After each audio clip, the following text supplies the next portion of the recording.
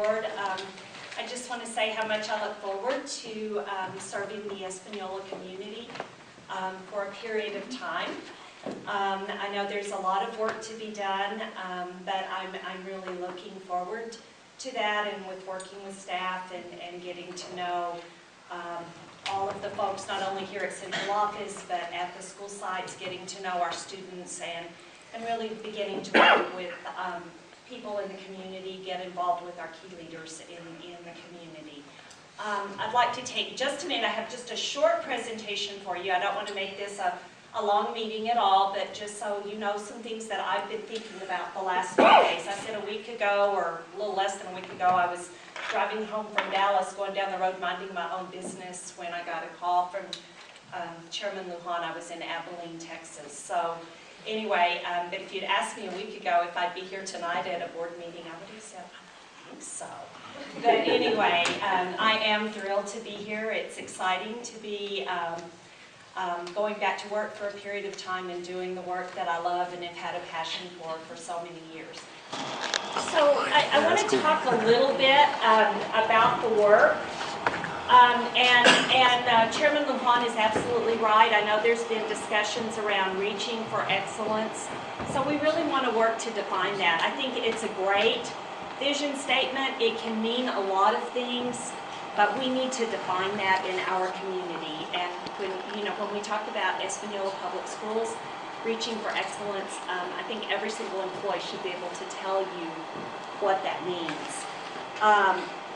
And then the other thing I just want to talk about a little bit is, I know there's probably some concern that I am the acting or I'll be interim superintendent when Dr. Trujillo's contract comes to an end at the end of June. But I know there's some concern about that in terms of just longevity, another change in a year or so. But I'm hoping that the work that I can do with the Board of Education and as their representative and working with all of you will really lay the path for a new superintendent, and maybe we can stop that revolving door. That would be the goal, because the more that we can create longevity in Central Office, in our schools, the happier our employees, that raises morale. So that's an important thing to look at. So we're going to do that in a few ways, along with a lot of other things. My list is pretty long. I think Ms. Kilgore said to me, this is about 5 years worth of work at least. But anyway, we will certainly try. I'll give it my best efforts and work really hard to make some of this happen. Goal 1 is to create a collaborative and positive working relationship with the EPS Board of Education. And I was thinking when I was making this slide yesterday, they're really a good-looking Board of Education, don't you think? I think they are. Really. The youngest. Truly, and a young board. That's exciting. But some of the ways we'll do this, and I won't go into all the details, but certainly we will look at protocols for communication. We're going to get started on some strategic planning with the board. They'll identify, they've had a strategic plan, but it's somewhat outdated, so this board needs to create its plan, identify some common goals, and then the strategic priorities within that. Once that piece of work is done with identifying the goals, we'll be taking that out to the community and all of our schools and teachers to give input. And I think that's a really exciting process, because we get to really define as a community what does reaching for excellence look like. The next thing, and I just I've already covered that, getting ahead of myself, but it will be to engage in that strategic planning process. And I think that will give us a lot of information for planning when we talk about school schedules, when we talk about budgets, when we talk about the calendar. Once we get a really concrete plan defined, that will help us. But the one thing that I want to say, it's not going to be a shelf document. It's going to be a document that we revisit annually and that we update, and that we really create a dashboard for measurement and checking in on that and monitoring how we're doing with our priorities against our board goals. So anyway, we'll be getting started on that very soon. Goal number 3 is to ensure effective, efficient leadership at all levels. keeping the focus on increased student achievement for all children. So we really want to talk about engaging our students. It's their moment, it's their time. It's our responsibility as the adults in the community to make sure that we give them the very best education.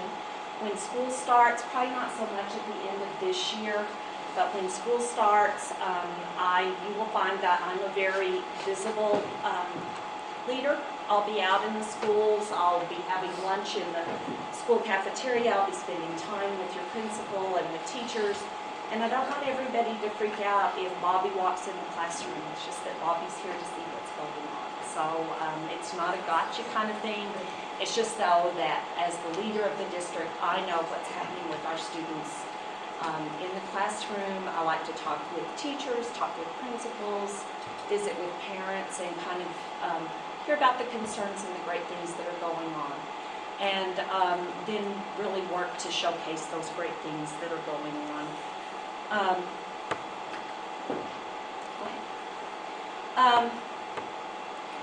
This is one about reviewing the strengths and challenges related to maintaining safe learning environments.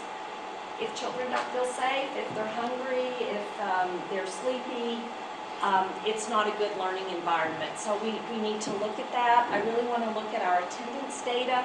I think that will give us some information and discipline data to ensure that systems are in place to support school sites. And I know, just in talking a little bit with Chairman Lujan, looking on your website and just the little that I know about Española, we need more alternative and intervention programs for our students. So, and I know funding is always an issue, but we really need to look at our budgets and see what we can come up with and make that a priority. I think sometimes things happen. I call them our critical points of entry.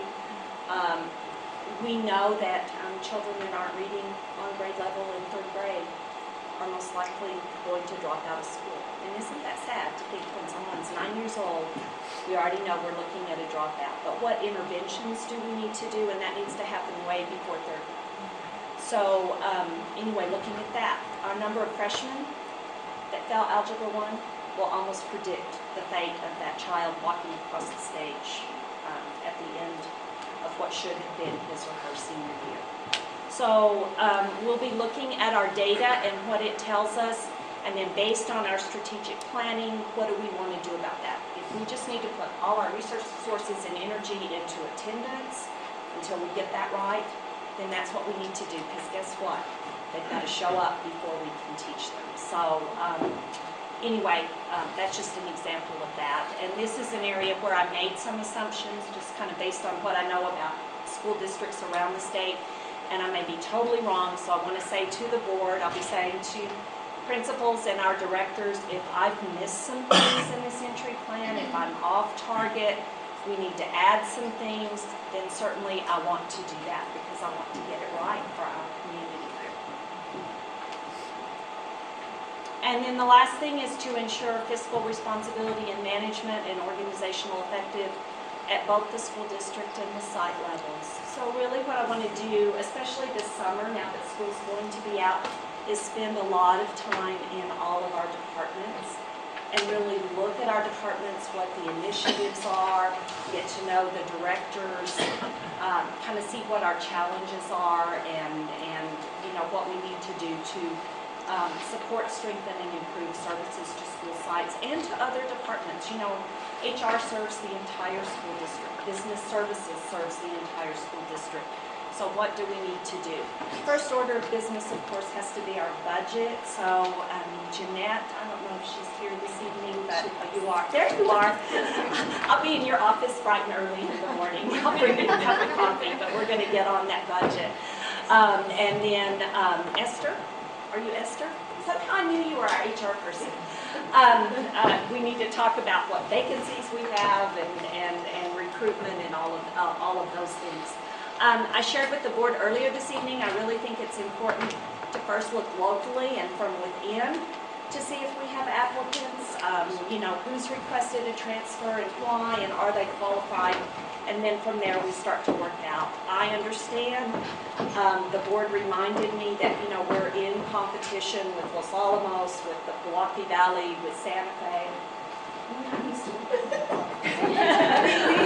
But anyway, certainly that's an area because we want to hire the very best teachers for our children in the classrooms because we know what happens when they have a year or two with an ineffective teacher. We want to have the best principals possible leading our schools and just have a good staff for the district.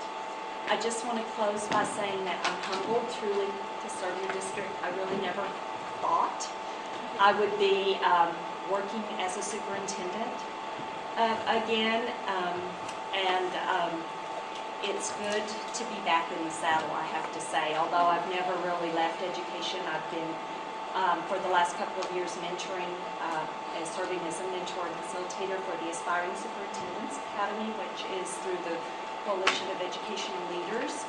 And so I get to work with 10 wonderful people every year that are principals and directors that think they might like to be superintendents, and that's been a great experience.